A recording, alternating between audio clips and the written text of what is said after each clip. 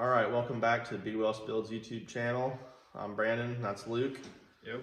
We're here at Luke's shop tonight, checking out Project White Trash here, also known as Tammy. And yeah, Luke's gonna tell the folks at home here a little update of what's going on with the 351 Windsor and the rest of Tammy, what we're gonna do to her, so. Due to my sponsorship to the channel, I am obligated to make an update, supposedly. No, we just want to give you viewers at home a little bit of an update. Kind of had a little bit of a holiday hiatus. Brandon and I did a few things, went to a swap meet. Successful for me. Somebody was just there for, you know, positive reinforcement, Yeah. Don't buy anything you don't need. Yeah, this guy, he got good speed parts. I didn't get nothing, so. I mean, I'm not the one that may or may not have bought a unusable Chevy boat motor oil pan, and I still give you hell for it. But we won't talk about that. anyways, so Tammy's new motor, 357 Windsor. It's been bored over 30 thousandths. Has been cleared from the machine shop. It's a good usable core. I will be the builder, but the machinist is doing the final preps on it. Just sent off the flywheel and the harmonic balancer to have the crank balanced together with everything. Should hopefully be hearing something here in the next week or week and a half. Aside from that, we are preparing more parts for Tammy. At the swap meet, I got my choice of intake, which is an Edelbrock RPM air gap. Did not pay full price for it. No, about half probably what the retail value is on it. And it's just about brand new. Yeah, the guy claimed it was ran a few passes on the strip, but right. And we can't see any witness marks from bolts or from gaskets or anything on it, so we're thinking it's pretty much brand new. I mean, aside from one gouge in the intake side here, where it mounts to the head, you almost couldn't tell it was used at all. So that was definitely a good score. Yeah, for sure. So we're accumulating parts. We're trying to get a game plan ready for when the motor gets back, so we kind of continue progress, start finishing up the engine build. Eventually we'll have to move into the engine bay area to finish up our cleaning. We're gonna take off the steering section of it because of the damage that it sustained before I bought it. Just to get that all done before the motor is too much in the way. So I'm gonna try to get most of that done before we shoehorn her back in there. I decided to take my swap meet manual steering rack, and we're going to go with that just for the time being, just for, ease of installation. We want to kind of work out some of the kinks before we start adding more features to it, like eventually go back to power steering. Brandon says I should have air conditioning, but that's not a race car option there, Yeah, roll your windows down and drive. That's enough air conditioning for it. Right. So we're trying to get a game plan ready. It sounds like I've got a decent idea of where the project's going to head in the future. Just waiting on things to fall in place. So yeah, he's got we've got a good start on the motor. Like Luke said, machine shop, basically gave the thumbs up on it. Like, yeah, it's good. We can start machining, and they have been doing that. We'll hear from them soon, and we'll see where that goes. So, from what I understand, they are going to, they're going to get the pistons. They are going to hang them on the rods for us, and then from that point, once the block's machined, cranks in there. Basically, Lucas is going to get this thing back, and it's going to be a fresh block, polished crank, bearings, main caps, and they're all going to be checked. They're going to put cam bearings in it too, and there's going to be pistons hung on rods. So we will have to install the pistons, which isn't too big a deal. We'll have to check a few things, take a few measurements along the way, but nothing Basically, nothing too crazy. Basically, we'll get a usable block back with a ready to go crank and bearings. You and I, well, me probably, you, somebody. Someone. Somebody is going to have it. to assemble the rotating assembly, which is, add the pistons to the crank, make sure the crank's in. I do have my main studs ready to go for the crank installation.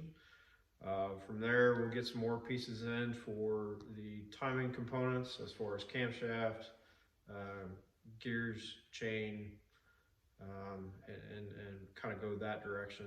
And then from there, it'll be kind of up from there. We'll go advance to heads. We'll get all of the top end stuff. We'll get new push rods, rockers. We'll do all of our measurements there, and just it'll start kind of growing like a flower. Yeah, it's just gonna be built from the ground up, literally. Yep. And it's not bought, it's built, not bought. Yep. I did this. That's right. You're not funded by cubic dollars, right? No. Hopes and dreams. I mean, it'd be fun to just drop a bunch of money on a ready to go install crate motor, but that's not fun to us. Where's the fun in that? Right. Where's the adventure? So you got to be a little scared when you fire it up for the first time, right? Right. Oh, there'd be plenty of that. Lots of anxiety. Yeah. Oh, you guys just wait for that, because this thing is going to be, I know you won't really get to experience it until it's actually on the ground. We get the rest of the drive line, brakes, all the other important stuff dealt with, but this thing's going to be a spicy unit. Lucas has ran some horsepower numbers, just kind of rough ballpark, figures, and it's going to be a hot little street strip. Yeah, it's going to be I think we're going to be just a hair over 400 horsepower.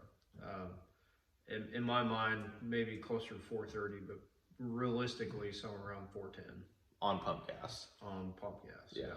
On pump premium. Yeah, which I was hoping to get away with 87 octane, but machinist said no. With your combination that we're going to have to go with and the available parts, your compression is going to be too high. You could use 87 octane, but I would push you more towards 93 premium and just be safe. Yep. So more fuel is always better than less fuel. Yeah, but usually with more power comes consequences, and I am looking for somebody to either donate or sponsor so I can buy a nice appropriate manual transmission that will hold up to the new horsepower ratings, because back in the day when this thing was new, it only had 215 horsepower and we're about to double it. Yeah, so the T5 that came out of this car, which it's a factory manual car, is only rated for 300 foot-pounds of torque. It might go back in, it might not. I'm hoping that maybe a nice T56 with a QuickTime steel bell housing will just materialize itself in here, but we'll see. We'll see. We'll see. So, well, that's an update on Tammy, guys. This is just going to be a quick, short video here before we freeze to death out here. It's like 40 degrees. 40 degrees in here, 30 something outside. No heat, which is super fun. But anyways, we're gonna maybe tinker on this a little bit tonight. Maybe give you guys a little bit of a update once we get done with that. Nope, we don't care about threads. Look at that.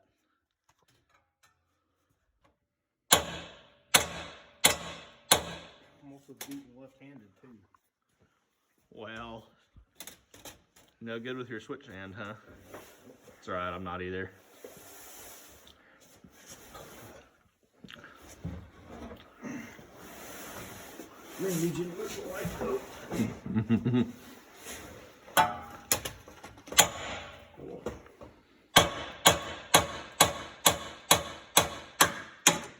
Got it.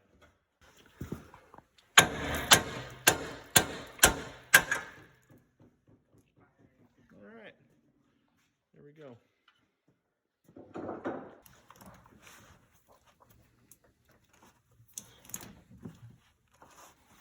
Oh, I see what you're saying. Take it off Take the whole intermediate shaft out.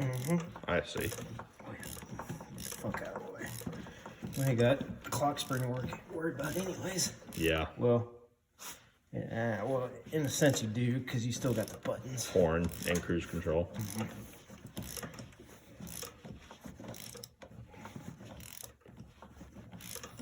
Which, that steering wheel should be locked. Should be.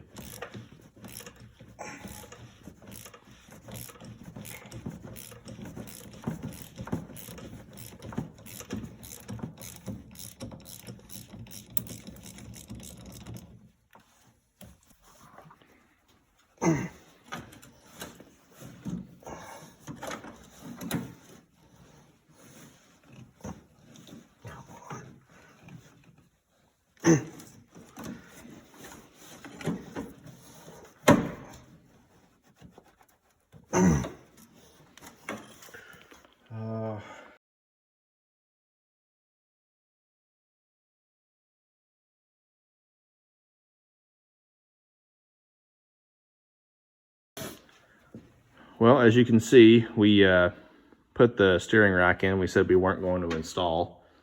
Yeah, what did we learn from this? Executive decisions made by the vehicle are the best kind. Yeah, our manual steering rack Didn't quite fit. didn't work. It was too wide, Just barely. but we didn't really feel like messing with it, so it's getting this one for now. And that's just fine because it fits. It's for a Fox body. Allegedly all rebuilt and brand new, so. I mean, I think so. Looks really good. Could have just been painted, we don't know. Yeah.